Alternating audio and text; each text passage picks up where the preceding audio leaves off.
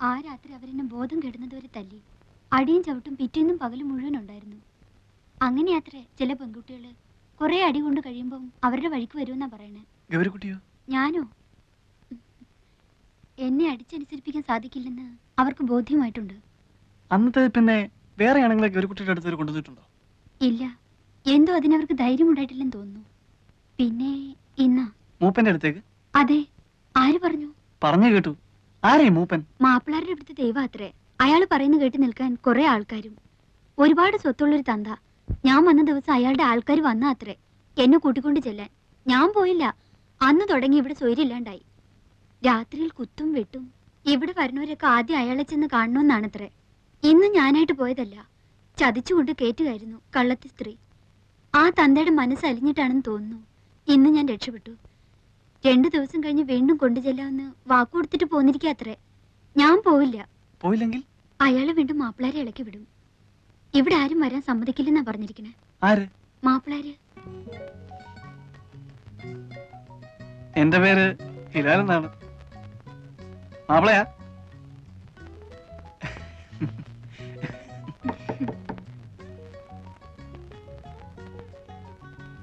ഊണ് കഴിക്കണ്ടേ? ഓ,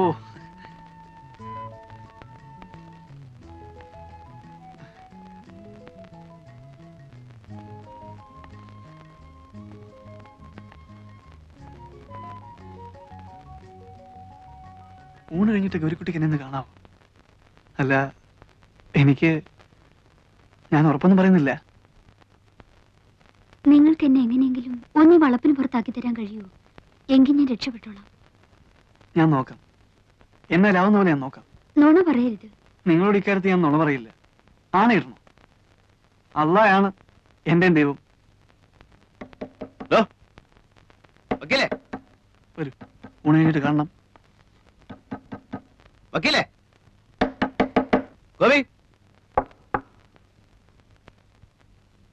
ഗോപി, ഗോപി, എന്താ ഇവൻ ഉറങ്ങിയോ ചത്തോ? ഗോപി,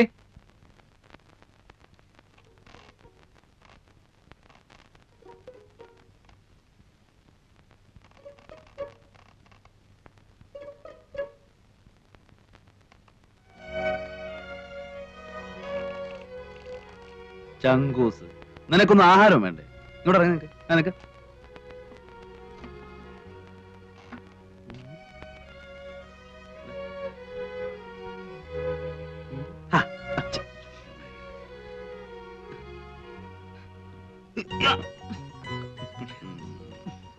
എവിടെ പെണ്ണുമ്പിള്ള? എങ്ങനെ മുടി പിന്നീടിച്ചോ? അത് ചുമ്മാ വക്കീലത്തിന്റെ മോഹം കണ്ടാ അറിയാലോ. എന്താ അത്? അതോ, വക്കീലിനൊരു പെണ്ണിനെ അങ്ങ് ഇച്ഛ പിടിച്ചു എന്നുണ്ടെങ്കിൽ അപ്പൊ അവളുടെ മുടി 2 ആയിട്ട് പിന്നീടിപ്പിക്കും. മൂപ്പരുടെ ആദ്യത്തെ കാമുക അങ്ങനെയായിരുന്നു അത്രേ. പക്ഷെ ഒന്നുണ്ട് കേട്ടോ, അങ്ങനെ എങ്ങനെയൊന്നും പുള്ളിക്ക് പിടിക്കൂല. എവിടെ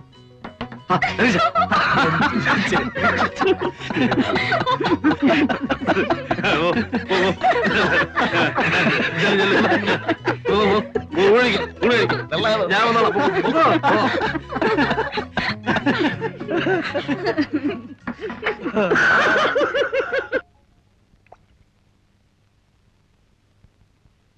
തനിക്കെന്താ തോന്നുന്നേ? ഓ, എന്ത് തോന്നാനാ? ഇവളുമാർക്കല്ല ഇതുപോലെ ഓരോ കഥ പറയാനുണ്ടാവും. ഇത് കഥയില്ല വക്കീലേ. അല്ല, ഇതാണ് ഏതാണ്ട് വലിയ പൊണ്ണക്കാര്യം പറയാനുണ്ടെന്ന് പറഞ്ഞ് വിളിച്ചോണ്ട് വന്നത്. സക്രിയൊക്കെ എന്താ തോന്നുന്നത്? ആ വിശ്വംബന്റെ കാര്യം അവള് പറഞ്ഞത് കറക്റ്റാ. ആ സംഭവം ഞാൻ പറഞ്ഞതാ. ഏതാണ്ട് ഇതുപോലെയൊക്കെ തന്നെയായിരുന്നു. ആ കുട്ടി പറഞ്ഞത് മുഴുവൻ നേരാണെന്നേ.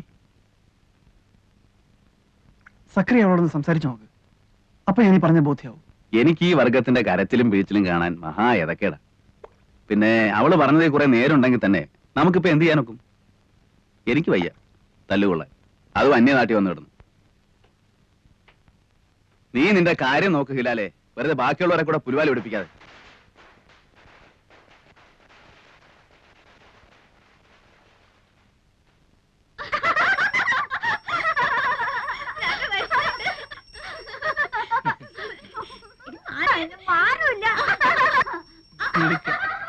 എന്റെ മോനാ അത്. അതെ മാഷേ. അതിന് മേനോ കല്യാണം കഴിച്ചാണോ? പിന്നെ എനിക്കും ഇല്ലേ എന്റേതായ പ്രാരാബ്ദങ്ങള്. 2 കുട്ടികള്. ഇളയവള് ഈ കൂട്ടത്തിലുണ്ട്. ഇവരിവിടെ തന്നെയാണ് വളരുന്നത്. ഹേയ്, ഞാൻ രാവിലെ വരുമ്പോ കൂട്ടിക്കൊണ്ടിങ്ങ് പോരും. മോന് സ്കൂളില്ലാത്ത ദിവസവും ഇങ്ങോട്ട് പോരാറുള്ളൂ. ഈ കുട്ടികളുടെ അമ്മയും ഛേ, അവക്ക് ഈ പടി കയറുന്നതിന് അത്ര ഇഷ്ടമല്ല. എനിക്കും അതത്ര പിടുത്തമല്ല. പിന്നെന്തിനാ പിള്ളേരെ ഇവിടെ കൊണ്ട് നിർത്തുന്നത്? ആഹാരം നടക്കുമല്ലേ? ഇറക്കാൻ പറ്റുമോ മാഷെ? ചാലക്കുഴിയിലെ മെന്നായി പോയില്ലേ? ഏയ്. ഏയ്.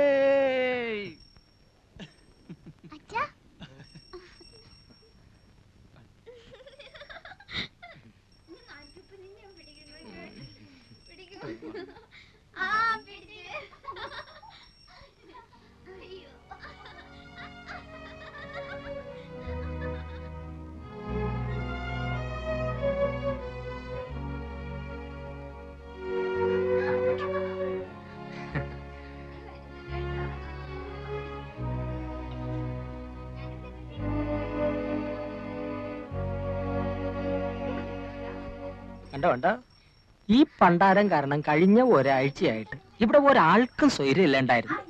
ഇന്നിപ്പം മര്യാദയ്ക്ക് പോയി കാണേണ്ടവരെ കണ്ടു, ആളും മെരുക്കായി. അപ്പോഴേ മാസ്റ്റർ അടുത്ത് ഇത്തിരി നേരം സംസാരിച്ചിരുന്നില്ലേ? ആദ്യ ഇവിടെ വന്നിട്ട് ഇപ്പൊ പഠിച്ചു. അതന്നെ. എന്തോ എനിക്കെന്തോ വിശ്വാസം വരുന്നില്ല. എന്റെ വാക്ക് കേട്ടിട്ട് നീ മനസ്സ് മാറ്റണ്ട. ആണായിട്ട് ഒരാളെയും വിശ്വസിക്കാൻ പേടിക്കുന്ന ഒരു മനസ്സാ എന്റേത്. അതുകൊണ്ട് ഞാൻ പറയുന്നത് നീ അതുപടി എടുക്കണമെന്നില്ല. ആ മനുഷ്യൻ പറഞ്ഞത് കേട്ടപ്പോ എങ്ങനെയോ എനിക്ക് അയാളെ കുറച്ചൊക്കെ വിശ്വസിക്കാന്ന് തോന്നി. പക്ഷെ ഇതും പറഞ്ഞതിനെ പറ്റിക്കാൻ ഞാൻ അത്ര പൊട്ടിയൊന്നുമല്ല. ഇവിടെയുണ്ട്. എവിടെ പടക്കും? എവിടെ പടക്കത്തിന്റെ പൈസ? വൈകുന്നേരം പടക്കം കിട്ടിയാ പോരെ? വൈകുന്നേരല്ലേ വിഷു. പറ്റില്ല, പൈസ തന്നാ മതി, ഞങ്ങൾ വാങ്ങിച്ചോളാം.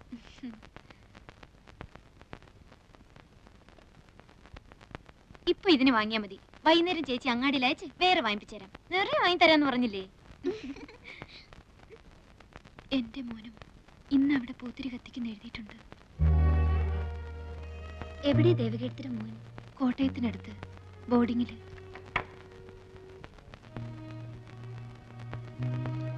ദേ, ഇതാണ് എന്റെ മോൻ. മിടുക്കനാ പഠിക്കാൻ. ക്ലാസ്സിലെ ബെസ്റ്റ് സ്റ്റുഡന്റ് ആണ്. എവിടെയാ കുട്ടിയുടെ അച്ഛൻ?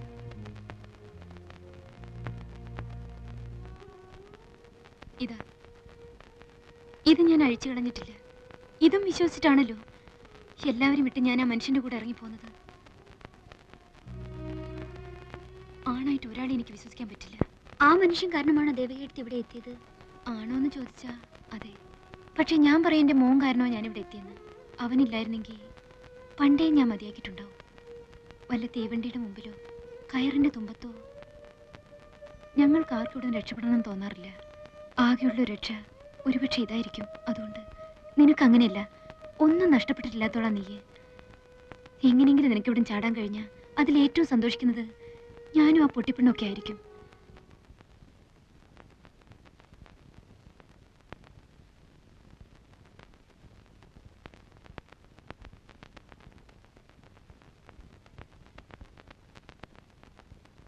ആരാ അവിടെ?